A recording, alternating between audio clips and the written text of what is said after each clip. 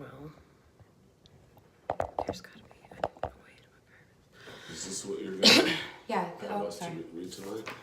Oh, that one's mine. This one's yours. Okay. Were you gonna pass it to me, Annie? Yeah, that's yours. No, the high logo. Oh, yes, high low go. Yes. Sorry. My high this week was winning $250 at blackjack at the Yeah. casino. Dope. Yeah. And my low was dropping our dog off at the vet for That did suck. Yeah, to be neutered and have his teeth operated on. God, He did they just knock looked him so out? sad. Yeah.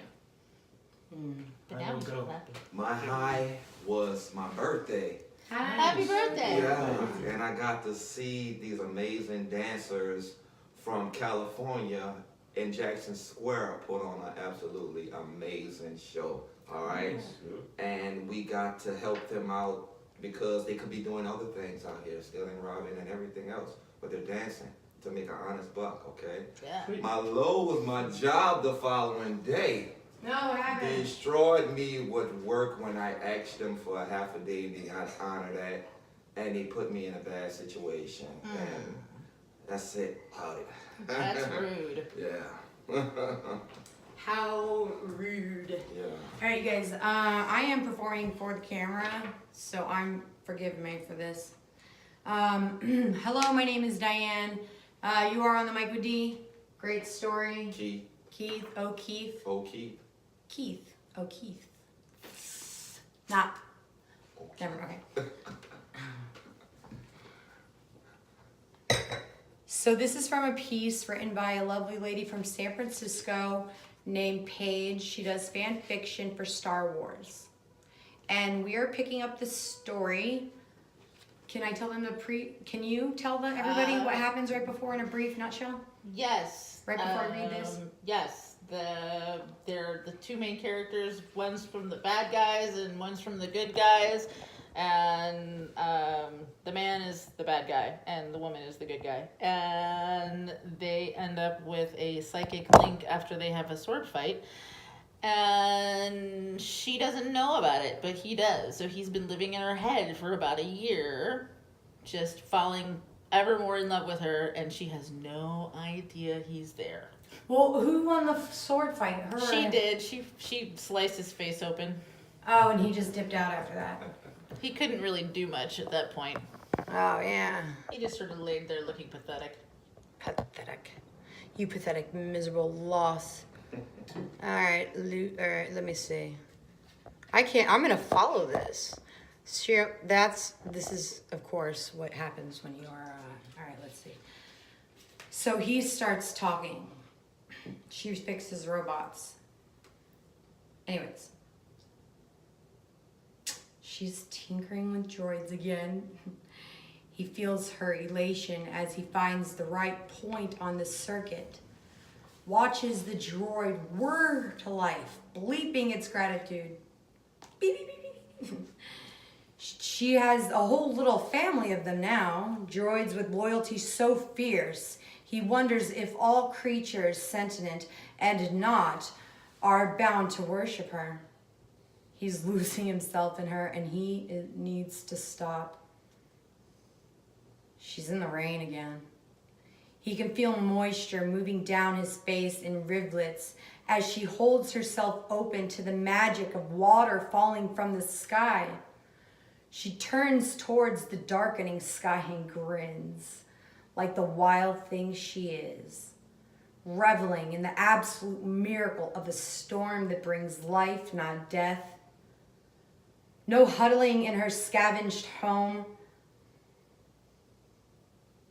waiting for scouring sands to pass. Hunger follows her out,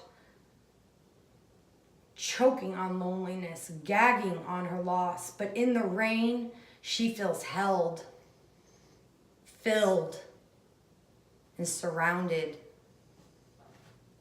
The cool water that never leaves for long. He's basking in her and he knows he needs to stop. She's enjoying him again. She's enjoying him again. His warm laugh dances up her spine. His dark eyes holds her beat too long.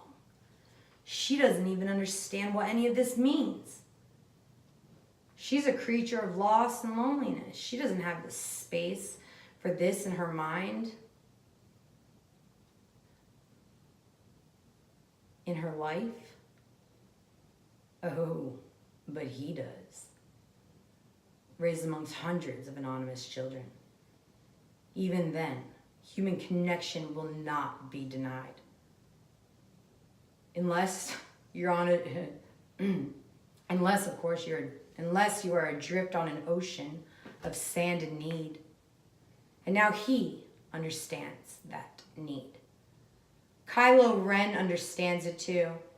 He is being rent in two by jealous fury. He is being rent in two by jealous fury, and he knows that he needs to stop. At first it was a flutter. Fingers drawing through silk. Wind at the back of his neck, so subtle as to be dismissed, ignored, and forgotten.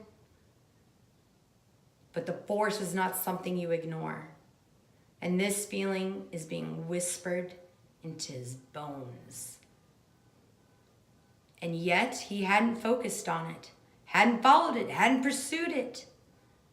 This gentle warmth had been too delicious, too forbidden to be examined. So he let it settle into his veins until it was wrapped around his lungs, burrowed in his spine and in his heart. Oh no, his heart? He wonders now if he had known what Rey would do to him. Would he have rooted her out? Killed this blissful connection like he'd killed so many beautiful things? Walking the decks of the Finalizer, flagship on the bloodied but not beaten. First Order should bring him peace, should make him feel in control, should give him the satisfaction of the tang of fear as he strides and eats through the corridors. But he barely notices the shifting tides of entombment, stormtroopers and skittish officers. She is beating in time with his pulse, shadowing his consciousness, wrapped and kept sacred. This is beautiful. Thank you. She's bleeding into everything. Her blazing hazel eyes sear him through the halls of memory. Ren? Oh, Force. She's laughing. He hates it when she laughs. Craves it when she laughs. Is brought low when she laughs. She has him on his knees and he doesn't even know he's there. Ren! Impatient now. Ginger, irate. Ren! You're disrupting my officers. What brings you to the bridge? General Hux says without contempt, not attempting to conceal his genuine frustration with the Mercurial Knight. Kylo Ren pauses, because he has truly no idea why he is there. His thick boots had simply brought him here, and he stalked the halls, concentrating on ridding himself of her, walking the halls, right? Focusing intently on her. I do not recall needing a reason to inspect my ship. Your ship? Hux sputters in a fury. His face takes on the look of having tasted something foul. The red lights of the delicate machinery glint in his always perfectly combed hair. Our ship, then. The looming black figure concedes. The fact remains, I have no need to explain my presence here. Perhaps I simply wanted to ensure order. He tilts his head to the side. His black helmet sucks in all the light. Thin bands of silver showing the contrast thoroughly. He is dark as pitch, but you would always see him just before you saw nothing at all. I assure you that everything is, as ever, perfectly in order. Is all Ren says. A lilting peal of laughter rings through his head. Please let this not be with him. He simply cannot take it, He simply cannot take it. He looks left at Hux's head, intent on her, sensing her, searching for more, always more. Ah, the droid. That orange sphere of frustration that had brought him to her. Better than the traitor, he supposes. It offers up a bloom with his strange arm like apparatus. He's instantly alert. This is a gift. This is a token. He sneers to himself. No, this is a gift. A token. He sneers to himself. From whom? Ren, if you insist on being in the middle of everything, could you perhaps menace another part of the new bridge? Hux has grown rather more arrogant since having him on Starkiller. It is only Ren's new preoccupation that saves the console in front of him and that office manning it. He turns his back to the bridge but continues in his frenzied pace off the bridge, away from Hux. He needs to be able to concentrate. As long as she does not feel him, he cannot block him. Oh, wait. As long as she does not feel him, she cannot block him. And that is imperative. Now, about the traitor and his gifts. She giggles softly, smiles down at the little droid. Where did this come from? Oh, I see another secret classified. No. She giggles softly, smiles down at the little droid. Where did this come from? Oh, I see. Another big secret, classified. His eyes strain to keep from rolling. He strangled. A grunt of disgust escapes his control. Ugh!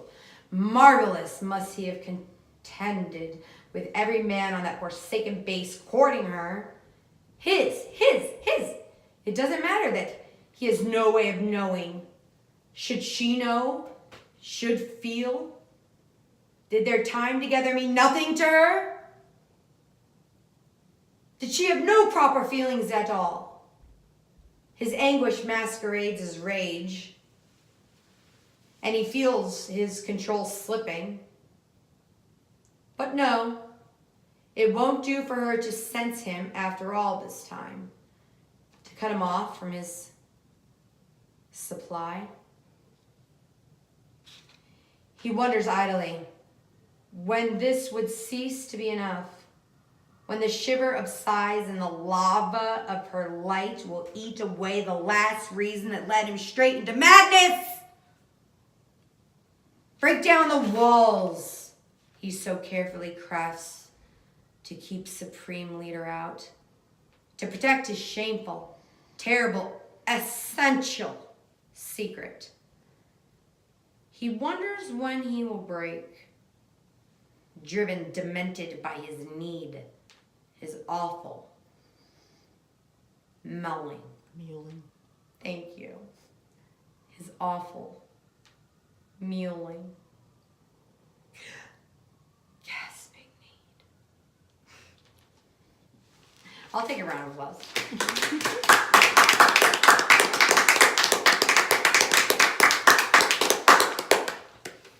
And that, LA, is Love how it. you do a cold read. I'm just teasing. Okay, can I keep this? Okay. Will you sign it? Sure. Even though I get the whole blah blah blah. Okay, I'm doing gonna my pen name. do your pen name. Oh, that's cute. Thank you. I think that is all, folks.